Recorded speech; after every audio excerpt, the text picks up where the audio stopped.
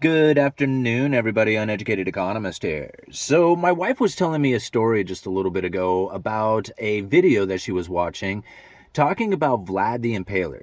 And this is a pretty interesting story that she was telling me. So, she was kind of just telling me about this like history that was taking place during I think it was the 1400s, in which that this was happening. And what is current day Romania, there was a guy who was like 17 years old. This is like, Vlad the Impaler, Dracula, right? A lot of people have heard this story.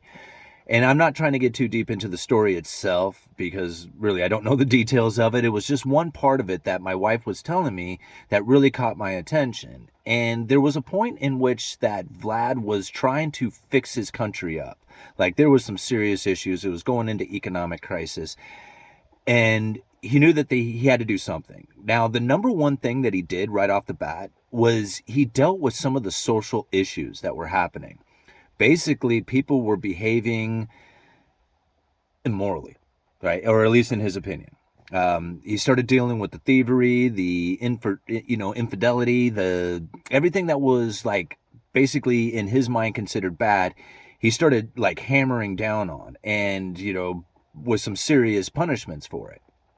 So once he kind of cleaned up like the social aspect of the country, he did something that was really horrific. I mean, this is like just mind-blowing. As bad as all the stories that have been told about him, as far as like, putting people on, stakes and stuff and sticking them up in the air. What he did is that after he had kind of fixed the social issues of his country, what he did is he took all the poor people, like the undesirables, right? And he realized there was too many of these poor people in his country to try and deal with. And so he rounded them all up and said, hey, we're going to have this huge banquet, right? You're going to come and you're going to really enjoy all this food and good times that we're going to have. Big party for you. And so he invited like all these people into this big building and locked the doors and burned them up. And the only people who were left were the rich elitists, the property owners. And from that point on, the country was able to prosper. And everybody who was left over from this event absolutely loved it, right? They were all of a sudden in good times and doing quite well now that all the undesirables were gone.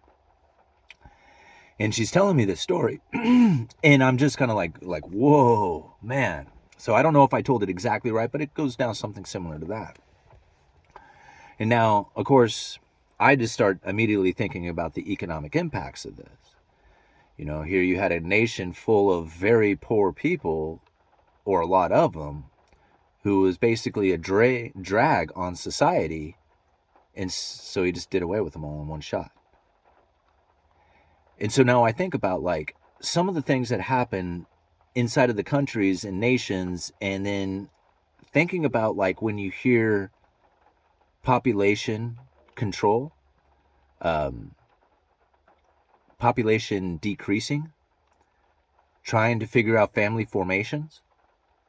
And you think about some of the economic impacts of some of this stuff that is happening out there. Now, I know you guys hear me say it a lot. I love Cantillon's essay. Cantillon's essay on economic theory addresses this very thing: how to increase and decrease the population of a state.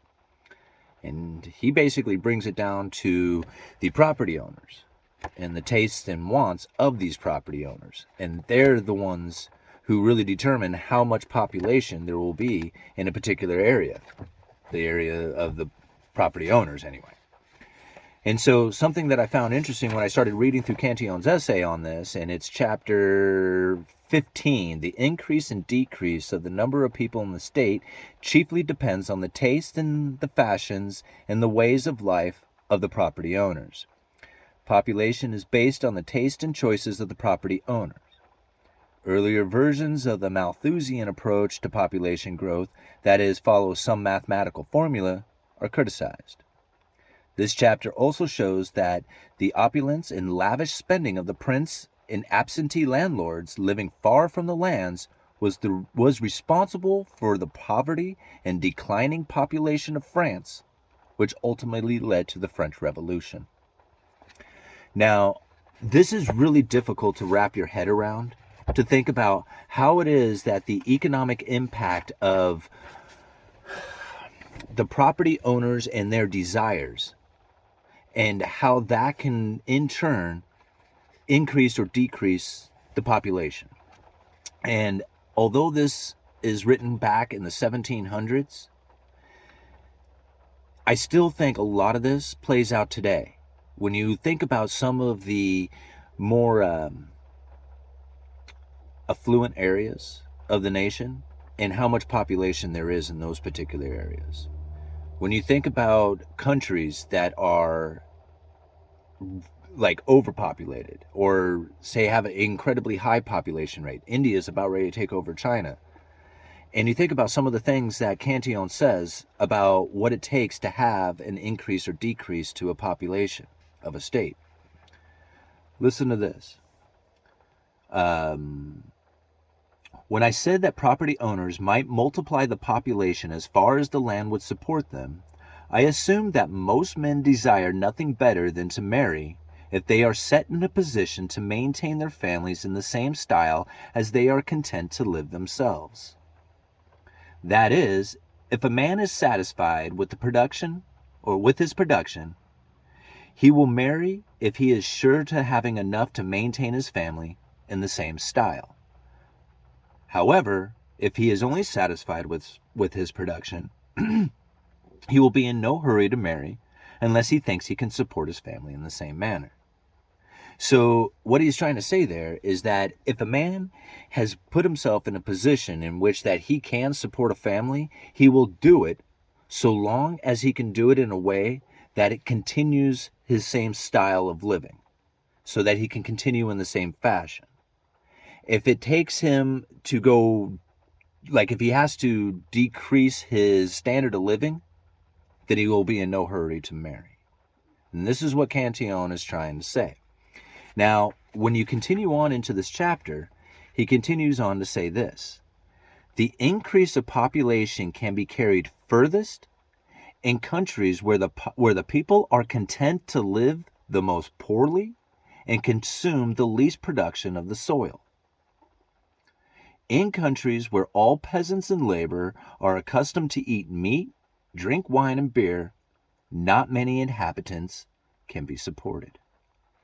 So this is something to think about. If you have a lot of people or a lot of population, what's happening is that the land and the people who are supported by that land are decreased, like the amount of people are decreased to the land if they consume more of that land. If they consume less of that land, the bigger the population will go. Let me read it again. The increase of population can be carried furthest in countries where the people are content to live the most poorly and consume the least production of the soil. In countries where all the peasants and labor are accustomed to eating meat, drinking beer and wine, etc., not many inhabitants can be supported. So if you have a higher standard of living, the capabilities of having a bigger population diminishes. He goes on to say this, and this gets really interesting to think about, because a lot of people are assuming the idea that as time goes on, population just naturally grows bigger. And that kind of makes sense. Like, it just, more people keep getting born every day, and then those people have more people, and it just keeps getting bigger and bigger. And so a lot of people had just used this naturally growing argument. In fact, he says here, he addresses this in this particular paragraph. Sir William Petty, and after him, Mr. Devenant, Inspector of the Customs of England, seem to depart from nature when they try to calculate the propagation of the race by progressive generations from Adam, the first father. Their calculations seem to be purely imaginary and to be drawn up at random, on the basis of what they have seen of the actual birth rate in certain districts. How could they explain the decrease of those innumerable people formerly found in Asia, Egypt, etc., and even in Europe. So what he is saying is that these people like stood around like for a while and watched this population growth, and they said, okay, well, natural population growth just happens over time. And so what he is trying to say there is like they didn't take into consideration particular areas where they saw population decreasing. He goes on to say, if 17 centuries ago there were 26 million people in Italy, now reduced to 6 million at most, how can it be determined by progression of Mr. King that England, which today contains 5 or 6 million inhabitants, will probably have 13 million in a certain number of years?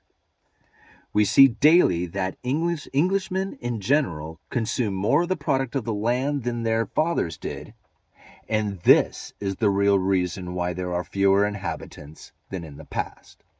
So as the standard of living started to increase, they were consuming more of the land. Because they were consuming more of the land for their higher standard of living, there was less land to be available for population growth. And that is how Cantillon was saying it, was describing it.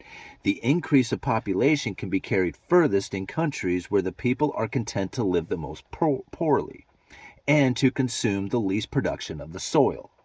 In countries where all the peasants and labor are accustomed to eat meat, drink wine and beer, etc., not many inhabitants can be supported.